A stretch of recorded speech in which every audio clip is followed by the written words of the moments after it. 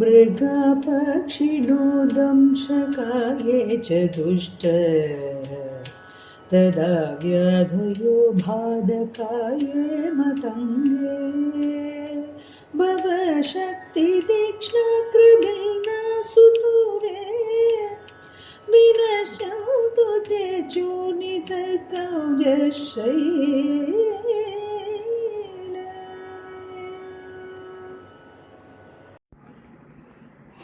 ஓம் நமச்சிவாயம். சிவதாசன் ஜெகநாதன். ஆன்மீக அன்பர்கள் அனைவருக்கும் என் இனிய காலை வணக்கம். நம்முடைய சுப்பிரமணிய புஜங்க தொடரில் இப்போ இன்றைக்கு நாம் 29வது ஸ்லோகத்தை பார்க்க போகிறோம். 28 ஸ்லோகங்களை பார்த்துட்டோம்.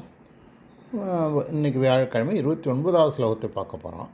இதுக்கு முன்னே பார்த்த நம்ம ஸ்லோகத்தில் முருகப்பெருமான், நான் முருகப்பெருமானை வணங்கி அவருடைய அருளுக்கு பாத்திரமாகி அவருடைய அடியவனாக இருக்கிறேன். இது நான் மட்டும் அடியவனாக இருந்து பிரயோஜனம் என்ன? என்னை சார்ந்தவர்கள் எல்லோரும் முருகனுக்கு அடியவனாக வேண்டும். என்னுடைய மனைவியும் என்னுடைய மக்களும் சுற்றத்தாரும் உற்றாரும் உறவினரும் என் வீட்டில் இருக்கவங்களும் ஆண்கள் பெண்கள், அது இல்லாமல் மிருகங்கள் கூட, எங்கள் வீட்டில் இருக்கிற மிருகங்கள் இருக்கு இல்லையா, விலங்குகள், அதெல்லாம் கூட முருகப்பெருமானுடைய அருளுக்கு பாத்திரமாக வேண்டும். சரி, அருளுக்கு எப்படி பாத்திரமாகுதுன்னு சொன்னால் மனம் மொழி மெய், இந்த 3 நாளும் இறைவனை வழிபட வேண்டும். இப்போ நம்ம அடிக்கடி சொல்கிறாங்க மனம் மொழி மெய்னால் வழிபடணும் அப்படிங்கிறது. இதில் இந்த 3 நாளும் இறைவனை வழிபடக்கூடிய திறன் மனித பிறவிக்கு மட்டும்தான் உண்டுங்க. மனித பிறவினுடைய உயர்வு எத்தனையோ நிலைகளில் விளக்கப்படுகிறது. ஆனால் அதே நேரத்தில் மனிதர்களை விட விலங்குகள், அநேக விலங்குகள் இறைவனை மீது பக்தி கொண்டு அவருடைய அருளுக்கு பாத்திரமாகி, இப்போ நீங்கள் சிவபெருமானை நந்தி இல்லாமல் பார்க்க முடியுமா? நந்தி எம்பென்பாரெல்லாம் சிவபெருமானை பார்க்க முடியாது. மயில் இல்லாமல் முருகனை பார்க்க முடியாது. நம்மளாம் நினச்சிட்ருக்கோம் மயில் முருகனுக்கு வாகனம் அப்படின்னு நினைக்கிறோம். நந்தி எம்பெருமான் சிவபெருமானுக்கு வாகனம்னு நினைக்கிறோம். அதே மாதிரி கருடன் கருடாழ்வார்னு சொல்கிறோம். கருடன் மகாவிஷ்ணுக்கு வாகனம்னு நினைக்கிறது. வாகனம் கிடையாதுங்க. அவர்கள் எல்லோரும் அந்தந்த இறைவனுடைய அருளை பெற்று அவர்களோடு ஐக்கியமானவர்கள். அந்த பாக்கியம் மனிதர்களை விட இந்த விலங்குகளுக்கு கிடைச்சிருக்கு. அதனால தான் சொல்கிறாரு, அந்த பந்து வர்க்க பசுர்வான்னு சொன்னார். பந்து வர்க்க பசுர்வாங்கிறது மிருகங்கள், இந்த விலங்குகள் எல்லாம் உன்னுடைய பக்தி செய்யணும். எப்படி பக்தி செய்யணும்? மனம் மொழி மெய்யால் செய்யணும். ஆனால் விலங்குகளுக்கு நமக்கு தெரியும், உடலால் செய்யும். விலங்குகள் நம்ம பல நிலையில் பார்த்துருக்கோம். வாயில் தண்ணி கொண்டு அபிஷேகம் பண்ணதை பார்த்துருக்கோம். மலரெல்லாம் பறிச்சுட்டு பூஜை பண்ணதெல்லாம் நம்ம பல புராணங்களில் கேட்டிருக்கோம். ஆனால் மனதினால் அதில் செல்லுதா? வாயினால் அது வாயில் அது சத்தம் போடும். ஆனால் அது நமக்கு அர்த்தம் தெரியுமோ? ஒரு பசு கத்துவதோ இல்லை ஒரு குருவினுடைய குரலோ நமக்கு அர்த்தம் தெரியாது. நம்ம எதை நினச்சிட்ருக்கோம், அது உண்மையிலே அது வாயினால் ஒரு அவனை ஸ்மரிக்க, அதனால் அந்த வாக்கினால் சொல்லக்கூடிய சோத்திரமாக கூட இருக்கலாம். நமக்கு அது தெரியாது. அதேமாதிரி மனதினால் அது நினைக்குமான்னு தெரியாது. ஆனால் நமக்கு நல்லா தெரியும், நம்ம மனம் மொழி மெய்களால் இறைவனை வணங்குகிறோம். அது மாதிரி அந்த மனமொழி மெய்களால் இறைவனை எல்லாரும் வணங்கணும், இறைவனுக்கு பாத்திரமாகணும். நான் மட்டும் முருகனுக்கு அடிமையாக இருந்து பிரயோஜனம் இல்லை அப்படிங்கிறதான் போன ஸ்லோகத்தில் சொன்னார். இப்போ இந்த ஸ்லோகத்தில் என்ன சொல்கிறாருன்னு கேட்டிங்கன்னா, முருகனுடைய வேலை பற்றி சொல்கிறாருங்க. இந்த வேலுக்கு அதனுடைய பெருமையை பற்றி சொல்கிறார். அது அதுக்கு அதை இன்டைரக்டாக சொல்கிறார். என்ன சொல்கிறாருன்னா, இந்த வேல் முருகனுடைய கையில் வேல் வச்சுருக்கிற அந்த வேல் சக்தி வேல். அந்த சக்தி வேல்னால் அதுக்கு 2 அர்த்தம் இருக்குங்க. ஒன்று வேலுங்கிறது என்ன? கூர்மையான வேல். அது போர் செய்யக்கூடியது இல்லையா, சமர் பண்ணக்கூடியது.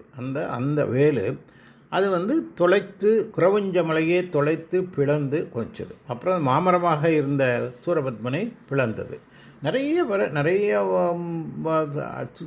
துன்பங்களை அழித்தது இந்த வேல். அது இப்போ நம்ம சொல்கிறது எல்லாம் ஃபிசிக்கலாக உள்ளதை சொல்கிறோம். ஆனால் அந்த வேல் உண்மையிலேயே அப்படி இல்லைங்க. அது ஒரு ஞான வேல். ஏன்னா வித்யா அப்படிங்கிறது ஏன்னா வித்யானாக்கா ஞானம்னு அர்த்தம்.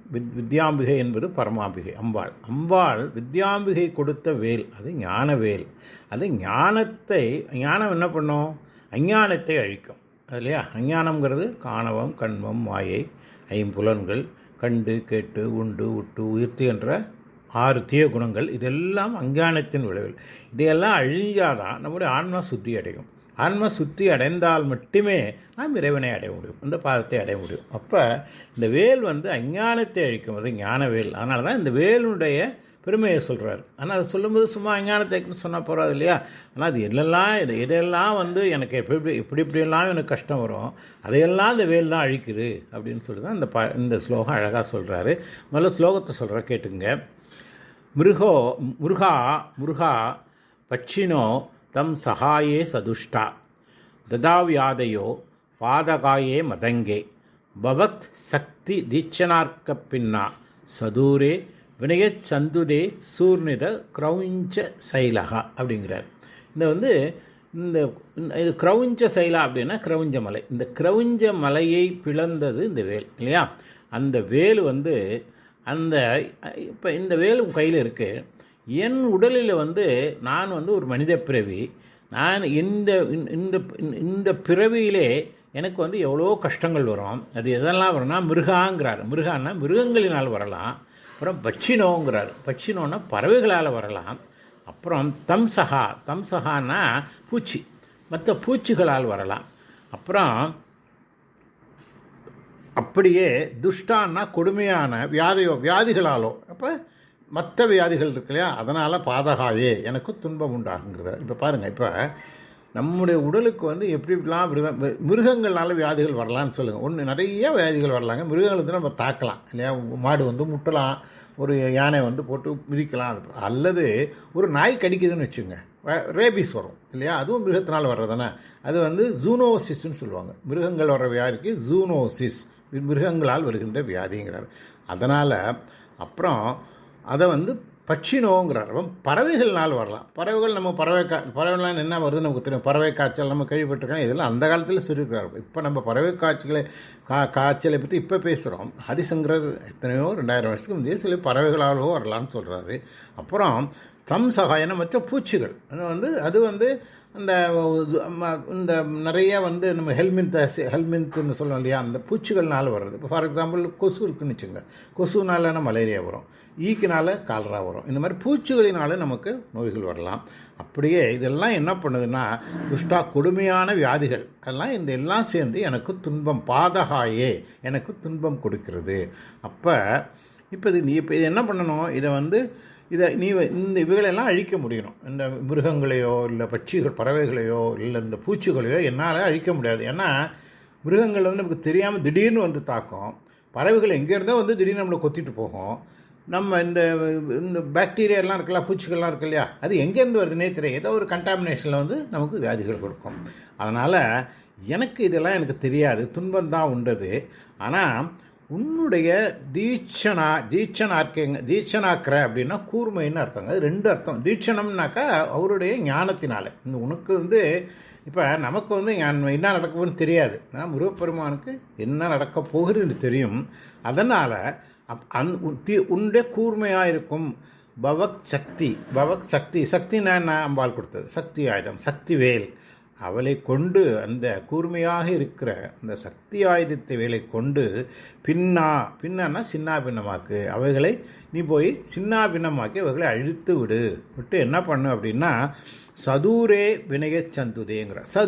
தூரம்னா ரொம்ப தூரத்தில் கொண்டு போய் வினயச் சந்துதே நாசப்படுத்தி விடு அப்படின்னு படுத்தி விட்டு என்னை இந்த மிருகங்கள், பறவைகள், பூச்சிகளின் தொல்லையிலிருந்து என்னை விடுவித்து என்னை வாழ வைப்பாய் அப்படின்னு சொல்கிறாரு. அப்போ இது எதை கொண்டு சொல்கிறாரு? இந்த வேலை கொண்டு சொல்கிறாரு. இந்த வேல் எந்த வேலை? சக்தி வேல்.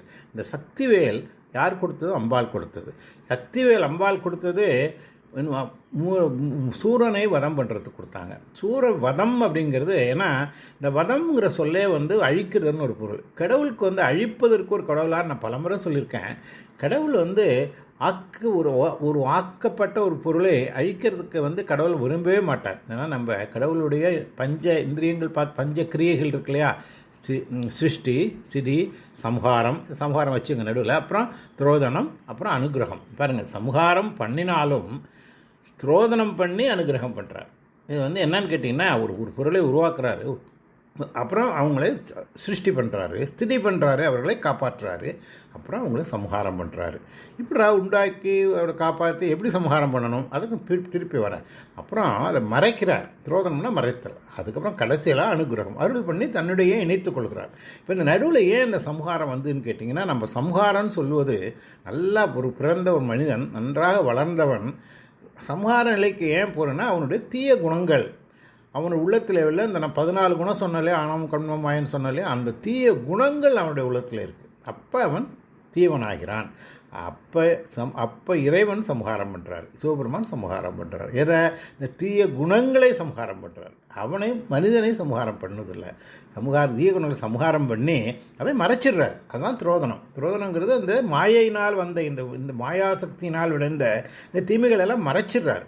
அதை மகாதேவர் பண்ணுறார், திரோதனம் அப்படின்னு சொல்கிறார். அப்புறம் கடைசியில் சதாசிவர் அனுகிரகம் பண்ணி தன்னுடைய ஆட்கொள்கிறார். இதுதான் இந்த பஞ்சக்கிரியனுடைய தத்துவம். அதே மாதிரி முருகனுடைய வேல் இருக்குன்னா இது சக்தி வேல்.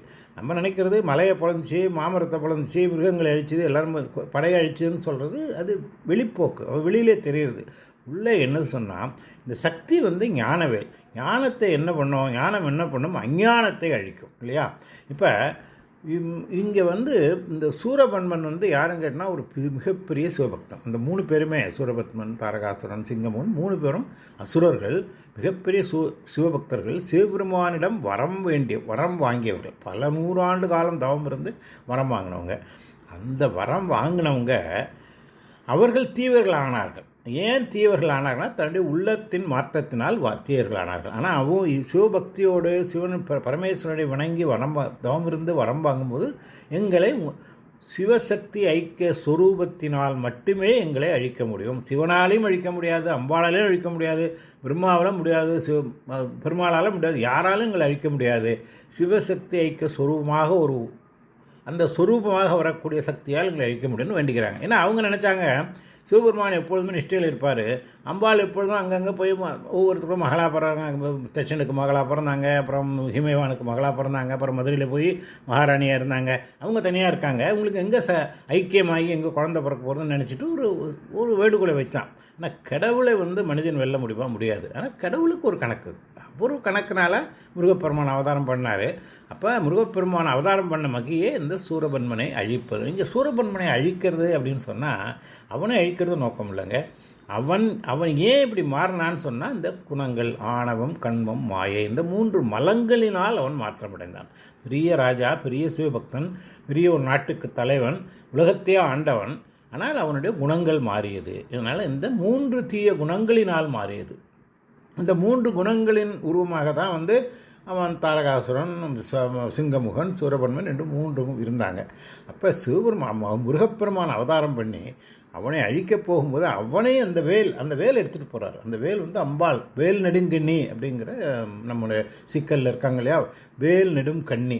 அதுக்கு 2 நீண்ட வேலை கொடுத்தவங்கன்னு அர்த்தம், நீண்ட கண்களை உடைய வேல் போன்ற கண்களை உடையவள்னு அர்த்தம்.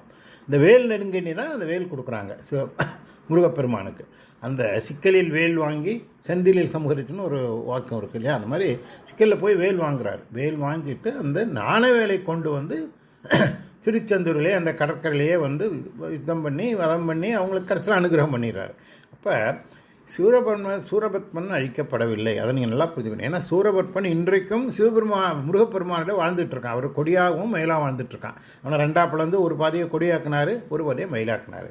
ஆனால் அழித்தது எதுன்னு கேட்டீங்கன்னா அந்த 3 மலங்களை, ஆணவம் கண்மம் மாயை, இந்த 3 மலங்களை தான் அவர் அழித்தார். அப்போ அந்த மலங்கள் என்பது என்ன? அஞ்ஞானம், அவித்யா இல்லையா? அவித்யானா ஒரு ஞானம் இல்லாத தன்மை இல்லையா? அந்த ஞானம் இல்லாத தன்மையை ஒரு ஞானியான முருகப்பெருமான், ஞான சுரூபமான முருகப்பெருமான் ஞானமே வடிவமான அந்த ஞான வேலை கொண்டு, அது சக்தி கொடுத்தவர், சக்தி வேலை கொண்டு அவங்கள அழிச்சார் அப்படின்னு சொல்கிறது தான் அந்த சக்தி வேலினுடைய மகிமை. அதனால் இந்த பாட்டில், இந்த ஸ்லோகத்தில் அதே மாதிரி இப்போ நமக்கு உடலில் வியாதிகள் வருதுன்னு இப்போ ஆதிசங்கரர் சொல்கிறாரு. எனக்கு மிருகங்கள்னால வருது, நமக்கு பூச்சிகளினால் வருது, பறவைகள்னால வருது, நிறைய வியாதிகள்லாம் வருது அப்படின்னு சொல்கிறார். இது எல்லாருக்கும் நடக்கிறதாங்க. இப்போ இதனுடைய உண்மையான மீனிங் என்னன்னு கேட்டிங்கன்னா, மிருகங்கள் அப்படிங்கிறது ஒரு விதமான தீய சக்திகள். அது எண்ணங்கள், நம்முடைய உள்ளத்தில் உள்ள எண்ணங்கள். இது ஆணவம், கண்மம், மாயன்னு வச்சுக்கோங்களேன். அப்புறம் பறவைகள்னால் வருது. பறவைகள் வந்து எங்கேயோ இருக்கிற பறவை எங்கேயோ வந்து நம்மளை குத்திடுது. அது வந்து நம்முடைய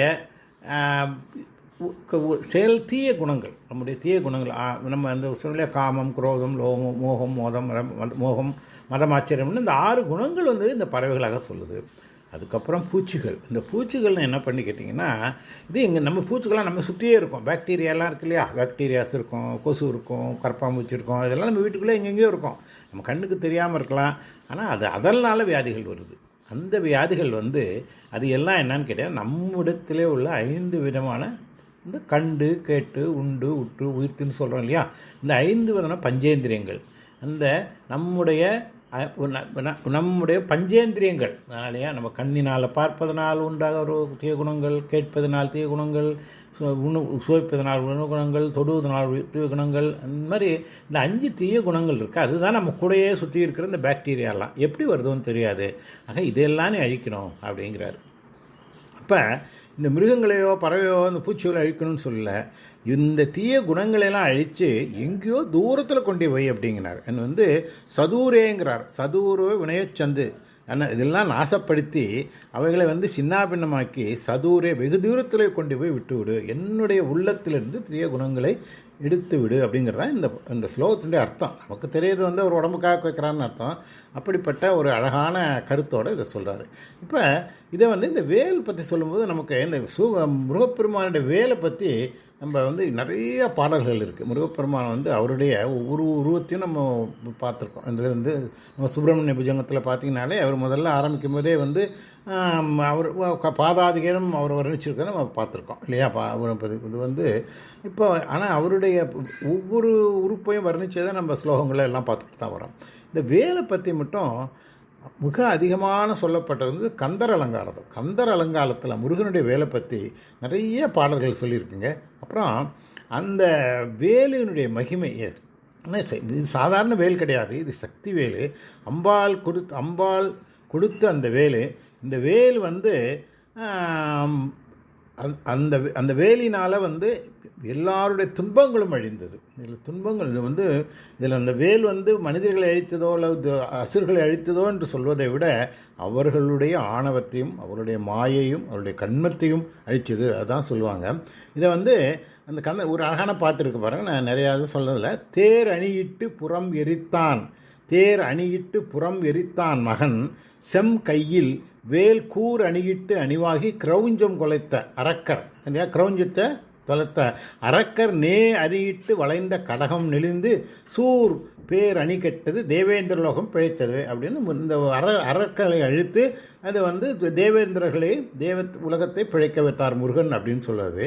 அப்புறம் இன்னொரு அழகான பாட்டு சொல்லுங்கள். தெய்வ திருமலை செங்கோட்டில், தெய்வ திருமலைனா திருச்செங்கோடு வாழும் செஞ்சுடரே வைத்த வேற்படை வானவனே மறவேன் உனை நான் ஐவர்க்கு இடம்பெற கால் 2 ஓட்டி அதிலிருந்து கை வைத்த வீடு கொலையும் முன்னே வந்து காத்திரலேங்கிறார். இல்லை, ஐவர்க்கு இடம்பெற கால் 2 ஓட்டி. இந்த ஐவருங்கிறது இந்த 5 இந்த குணங்கள், இந்த கண்டு கேட்டு உண்டு விட்டு உயிர்த்த இதெல்லாம் வச்சு இதனால் நான் என்னுடைய ஆன்மா அழிந்து போது அதிலிருந்து குலையும் முன்னே வந்து காத்திரலே, அது வந்து என்னை அழிப்பதற்கு முன்னே என்னுடைய ஆன்மாவை அசுத்தப்படுவதற்கு முன்னே வந்து காத்திரலே, நீ வேலோடு வந்து காத்திரலே அப்படின்னு சொல்கிறாரு.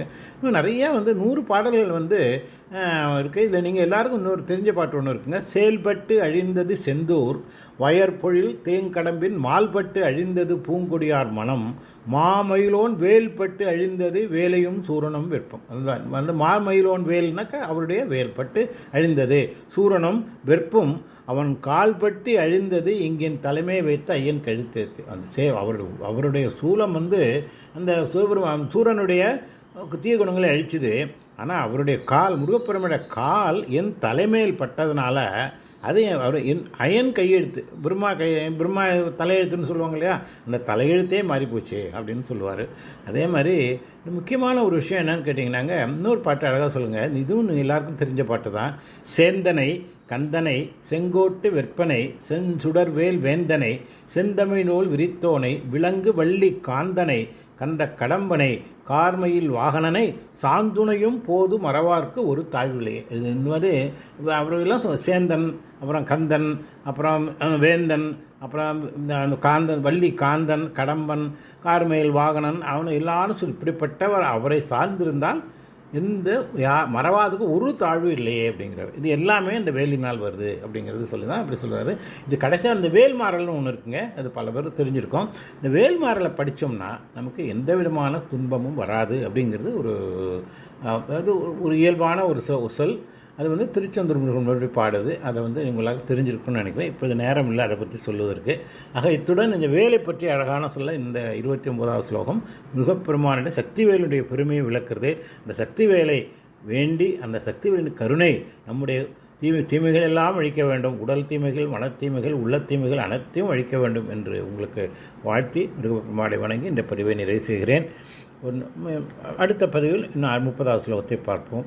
உங்கள் அனைவருக்கும் நன்றி, வணக்கம். உங்கள் அனைவருக்கும் சிவபெருமான் கருணையும் முருகப்பெருமானுடைய பேரர்களும் பெருளாது கிடைக்கொண்டு வாழ்த்தி நிறைவு செய்கிறேன். நன்றி, வணக்கம்.